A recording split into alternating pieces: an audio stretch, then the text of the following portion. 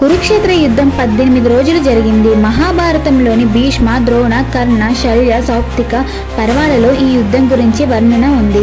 భగవద్గీత మహాభారత యుద్ధ ప్రారంభంలో ఆవిర్భవించింది. పాండవ వీరుడైన అర్జునుని కోరికపై అతడి రథసారథి శ్రీకృష్ణుడు రథాన్ని రణభూమిలో మోహరించిన 2 సైన్యాల మధ్యకు తెచ్చాడు. అర్జునుడు ఇరువైపులా పయటించి చూడగా తన బంధువులు, గురువులు, స్నేహితులు కనిపించారు. వారిని చూసి అతని హృదయం వికలమైంది. రాజ్యం కోసం బంధుమిత్రులను కూడా చంపుకోవడం నిష్ప్రయోజనం అనిపించింది.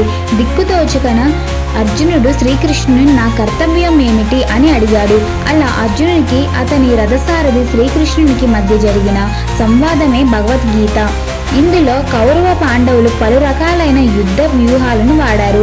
అనేక రకాలైన ఆయుధాలు, అస్త్రశస్త్రాలను, మాయోపాయాలను ఉపయోగించారు. ఈ యుద్ధంలో పాండవులు విజయం సాధించారు. చివరకు ఇరుపక్షాలు కలిపి 11 మంది యోధులు మాత్రం మిగిలారు.